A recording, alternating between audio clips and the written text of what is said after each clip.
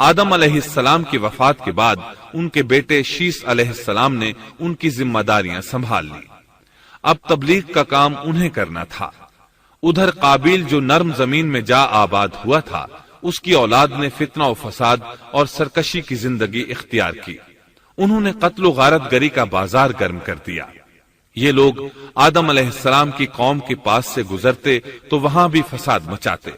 ابن عباس رضی اللہ عنہما سورۃ الاحزاب آیت 33 کی تفسیر کرتے ہوئے فرماتے ہیں، پرانے زمانے کی جاہلیت کی طرح اپنے بناؤ کا اظہار نہ کیا کرو۔ اس وقت دو نسلیں آباد تھیں، ایک پہاڑ پر اور دوسری نرم زمین پر۔ پہاڑوں کے مرد خوش شکل تھے، عورتیں سیاہ فام تھی، جبکہ زمین والوں کی عورتیں خوبصورت تھی اور مردوں کے رنگ سانولے تھے۔ اب ابلیس نے اپنا کام شروع کیا۔ وہ انسانی شکل میں نرم زمین والوں کے پاس آیا اور ایک شخص کا غلام بن کر رہنے لگا۔ پھر اس نے بانسری شکل کی ایک چیز ایجاد کی اور اس کو بجانے لگا۔ لوگ اس آواز پر لٹو ہو گئے، اس کے گرد بھیڑ لگا کر سننے لگے۔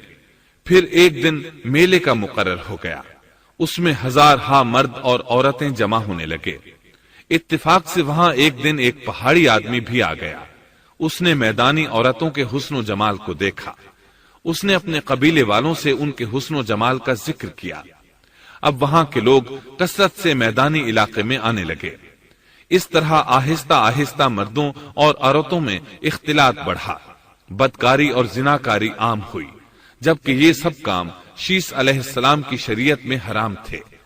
یہ سب بیان کرنے کے بعد ابن عباس رضی اللہ عنہما کہتے ہیں، اللہ تعالیٰ کے قول وَلَا تَبَرَّجْنَ تَبَرُّجَ الْجَاهِلِيَّةِ الْأُولَى کی یہی تفسیر ہے، اور قدیم جاہلیت سے یہی مراد ہے، کیونکہ ان لوگوں نے زمین میں ایک عظیم فساد اور انتشار برپا کر رکھا تھا۔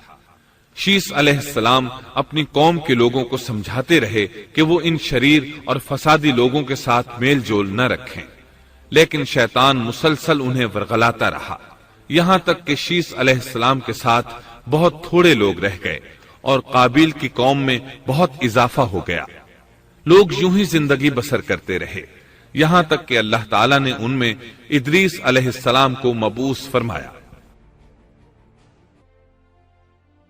اس بار ہم آپ کے لیے پیش کر رہے ہیں قصص الانبیاء۔ انسان کی فطرت میں کہانی یا قصص سے دلچسپی روز اول ہی سے پائی جاتی ہے۔ قصص کا لفظ عام طور پر کہانی یا داستان کے لیے استعمال ہوتا ہے، لیکن قرآن مجید میں انبیاء کے جو قصے بیان کیے گئے ہیں ان کی غرض و غایت کچھ اور ہی ہے۔ اللہ تعالیٰ نے انسانیت کا آغاز فرماتے ہی انبیاء کا سلسلہ شروع فرمایا۔ انبیاء اور رسول پے در پے آتے رہے۔ کہا جاتا ہے کہ رسولوں کی تعداد 300 سے زائد ہے اور انبیاء کی تعداد 1,24,000 سے زائد ہے۔ گویا اللہ تعالیٰ نے بنی نوع انسان کو سیدھا راستہ دکھانے کے لیے اتنی بڑی تعداد میں انبیاء اور رسول مبعوث فرمائے۔ قرآن کریم کے بیان کردہ قصص حقیقت پر مبنی ہیں، اس لیے دوسرے تمام قصص اور واقعات سے امتیازی حیثیت رکھتے ہیں۔ ان کا تعلق خیالات اور ذہنوں سے گھڑی ہوئی باتوں سے نہیں، بلکہ وہ زمین پر واقع ہو چکے۔ انسانوں نے اپنی زندگی کے مختلف ادوار میں ان کا مشاہدہ کیا، اور پھر یہ واقعات اس لحاظ سے بھی منفرد ہیں کہ عبرت کا باعث ہیں۔ قرآن کریم کے یہ قصص لطف اندوز ہونے کے لیے ہرگز نہیں سنائے گئے، بلکہ ان سے تو بنی نوع انسان کو سیدھا راستہ دکھانا مقصود ہے۔ یہ مقصد تھا کہ انسانیت عبرت پکڑے، روز جزا کے بارے میں آنکھیں کھول لے، ان واقعات کو سن کر اور پڑھ کر اپنا راستہ منتخب کر لے۔ گزشتہ انبیاء کی امتیں جو بھیانک جرائم کرتی رہی ہیں ان سے اپنا دامن بچا لے۔ اسی لیے انبیاء کے حالات سے واقفیت از حد ضروری ہے۔ جب تک ہم انبیاء کے واقعات سے روشناس نہیں ہو جاتے اس وقت تک قرآن مجید تک مکمل رسائی حاصل نہیں کر سکتے۔ کتنی بار سیدنا آدم علیہ السلام کا قصہ بیان ہوا، کتنی مرتبہ نوح علیہ السلام کا تذکرہ ہوا، اسی طرح موسیٰ علیہ السلام اور بنی اسرائیل کا ذکر آیا، فرعون کا واقعہ بیان ہوا۔ موسیٰ علیہ السلام اور فرعون کا ذکر تو قریب قریب 70 مقامات پر آیا ہے اور مسلسل قصہ بیان ہوتا رہتا ہے۔ کتنی سورتوں کا نام انبیاء کے ناموں سے منسوب ہے، لہذا جو شخص ان قصص سے لا علم ہے وہ قرآن کے ایک بڑے حصے سے محروم ہے۔ ان واقعات سے رہنمائی حاصل کرنے سے ایک مقصد یہ بھی ہے کہ دعوت اللہ کا راستہ معلوم ہو جائے، لوگوں کو اللہ کی طرف بلانے کا ڈھنگ ہمیں آ جائے۔ اللہ کرے ہم بھی ان لوگوں میں شامل ہو جائیں جو اللہ کی طرف دعوت دیتے ہیں، ہم بھی نیکی کا حکم کرنے اور برائی سے روکنے والے بن جائیں۔ امر بالمعروف اور نہی عن المنکر کے صحیح راستے پر چلنا اس وقت تک ممکن نہیں جب تک کہ ہمارے سامنے کوئی ایسا نمونہ موجود نہ ہو جس کے مطابق ہم اپنے آپ کو چلا سکیں۔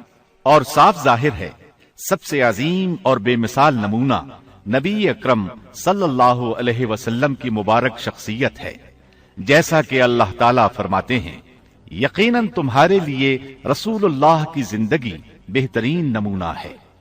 رسول اکرم صلی اللہ علیہ وسلم کے بعد سب سے نمایاں مثال اور نمونہ باقی تمام انبیاء کرام ہیں، پھر صحابہ کرام اور صالح لوگ بھی نمونہ ہیں۔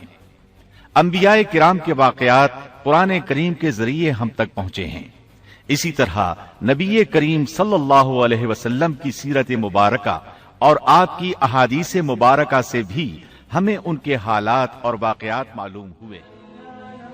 Thanks for watching. Don't forget to like, comment, share and subscribe to